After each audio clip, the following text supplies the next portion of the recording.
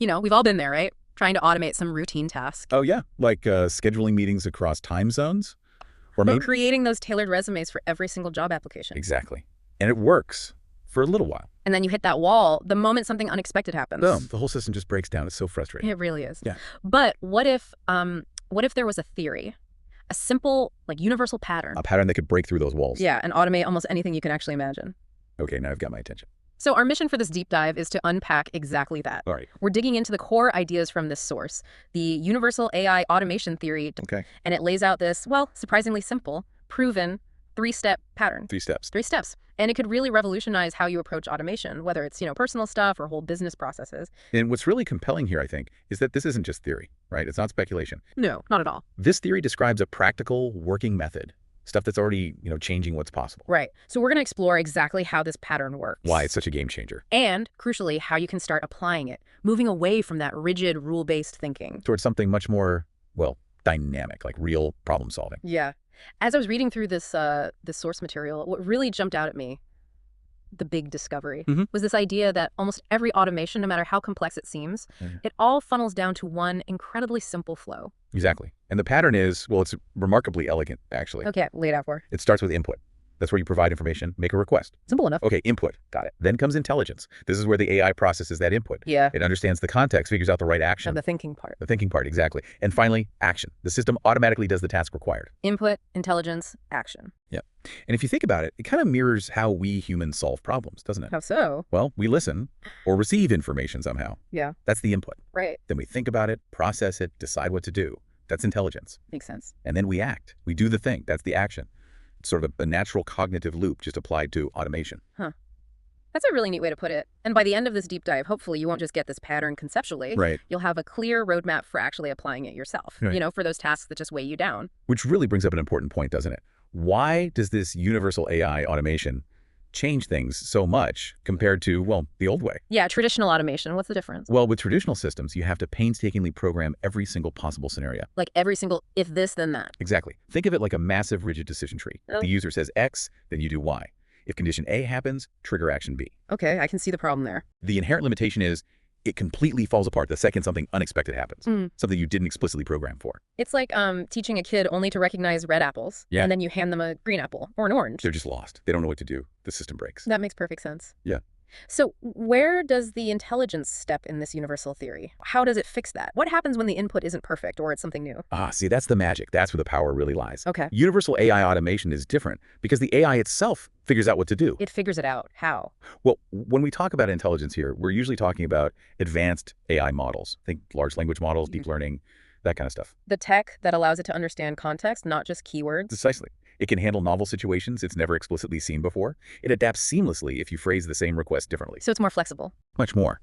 And crucially, it gets smarter over time as you add more capabilities, more actions it knows how to do. So it learns. In a way, yes.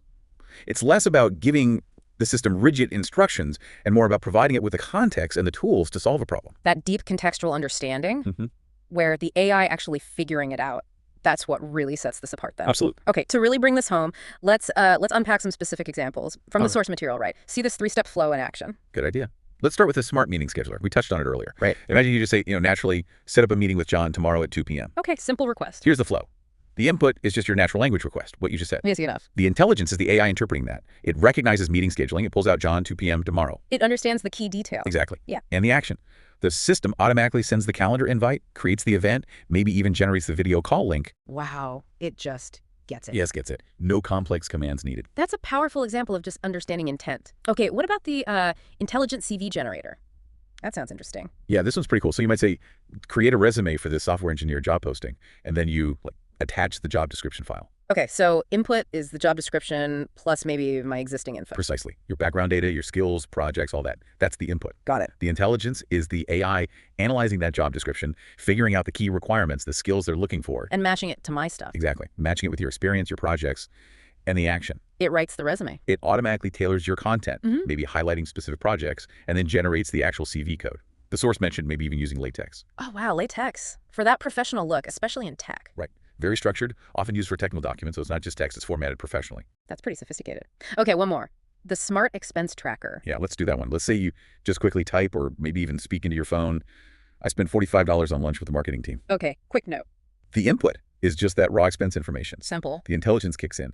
The AI categorizes it, meals and entertainment maybe. It recognizes it's a team expense, flags it as potentially reimbursable. It adds context. It adds context and makes little decisions. And the action is the system automatically logging that expense, assigning it to the right budget category in your tracker. And maybe reminds me to upload the receipt. Exactly. Generates that little reminder. It's really fascinating how, these tasks are so different, right? Scheduling, writing documents, tracking money. Completely different domains. But they all follow that identical three-step flow. Input, intelligence, action. It's not a coincidence. That's the point the source makes. This is the universal pattern. But how universal is it really? Are there tasks where this pattern might, struggle a bit? That's a fair question. Any task that fundamentally involves receiving information, Input. making decisions based on that info, Intelligence. and then taking actions as a result, Action. fits this pattern.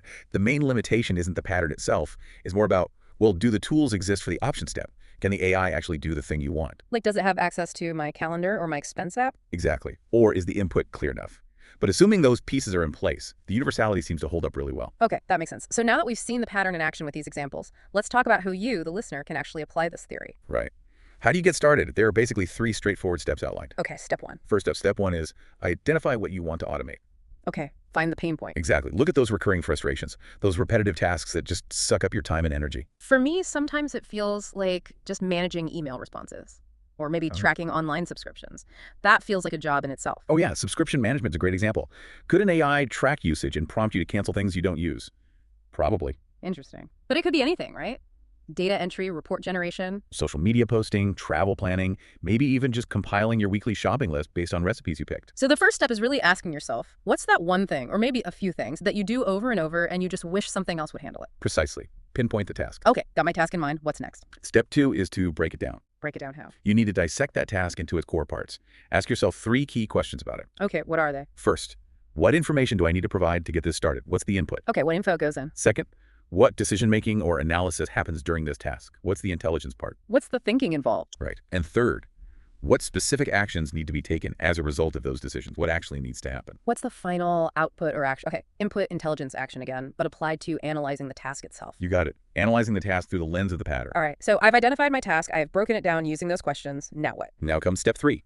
Build your flow. Build the flow. This is where you directly map those components you just identified back to the universal pattern. Okay, connect the dots. Exactly. For the input piece, you ask, how will I actually communicate this request or give the data to the system? Is it voice, text, uploading a file? How does the info get in? Yep. For the intelligence piece, what specifically should the AI analyze, understand, and decide based on that input? What logic does it need? What's its job? What's its job? Exactly. And for the action piece, what specific tasks or operations should happen automatically once the AI has done its thinking? Sending an email, updating a spreadsheet, calling an API. What does it do? Okay, so input, intelligence, action defines the task, then defines the solution. That's the core loop. And once you really grasp this foundational pattern, wow, the possibilities it unlocks are just huge, genuinely expansive. Like what? Give us some scope. Well, you can automate an incredible range of processes. We talked about personal tasks, meal planning based on what's in your fridge, maybe workout scheduling that adapts if you missed a day. Bill management. Absolutely. But then think about businesses, complex stuff like automatically triaging customer support tickets based on urgency or sentiment analysis. Oh, wow. Or managing inventory based on real-time sales data. Exactly. Dynamically adjusting levels. Or think about creative work, content idea generation, design assistance, compiling research. So it's not just admin tasks. It can help with more complex, even creative workflows. Definitely. Multi-step processes involving several tools and decisions can potentially fit this model. And what I found really compelling in the source was this idea that it's easy to expand. Right. That's a key benefit. How does that work? If I want to add a new skill to my AI assistant. You basically just tell the AI about the new action. You say, hey, now you can also do X. Just like that. Well, you might need to give it a few examples of when to use that new action. If the user asks for Y, then do X. Provide some context. Provide context and examples. And then you connect it to the right tool or software or API needed for that action. It's almost like teaching a really smart human assistant a new trick. That's a great analogy. It learns new capabilities incrementally. Okay, and the other point was that it's natural to use. Yeah, this is huge for accessibility. Meaning? Meaning you don't need to learn complex commands or weird syntax, You don't have to navigate complicated menus. So no programming language required. Ideally, no. You just communicate naturally. Plain language, talk or type like you would to a person. And the AI handles figuring out the intent and doing the task. That's the goal. It handles the complexity behind the scenes. That natural interaction is a massive leap forward from traditional interfaces. So pulling this all together, What does this really mean for you, the listener? Let's break down the significance. Okay. For individuals, it seems like the promise is automating almost any personal task without needing to be a tech wizard. Right. Lowering the barrier to entry for powerful automation. And for businesses, what's the big takeaway? Complex processes that used to require expensive custom-coded software Yeah. can now potentially be automated using natural language interaction. That means faster deployment, lower costs, more agility. Huge potential cost savings and speed improvements there. And what about for, like, innovation generally? Well, this universal pattern, this framework, Yeah. it unlocks automation possibilities that were just impossible before or way too expensive and complex to even attempt. It opens new doors. So if we connect this to the bigger picture, as the source suggests, this isn't just about building another app, is it? No, not at all. It's about recognizing this fundamental universal pattern for how effective automation works. The input intelligence action loop. That's the core insight. Understanding that when you combine AI's ability to really comprehend information and context with systematic, tool-driven action taking, you can automate pretty much anything that fits that structure. Receive info, make smart decisions, take action. It fundamentally changes the question, doesn't it? From can we automate this? To, okay, how do we apply input intelligence action to this specific problem? It becomes the default framework. So the call to action from the source is pretty direct, isn't it? Now that you understand this pattern. What will you automate? Yeah. Seriously, take a moment. Yeah. Think about your daily grind, those frustrations, those repetitive tasks that just drain you. The things you put off. The things you put off. Most of them, very likely, can be tackled using this exact approach. Input, intelligence, action. So what information will you need to give the AI? What does it need to figure out on its own? And what should happen automatically after that? Think it through for your own tasks. The possibilities really do feel boundless once you start thinking in this framework. The only real limit Is your imagination in applying it? Yep. How you map your problems onto this pattern? So go forth and transform your workflow. A really compelling thought to leave with.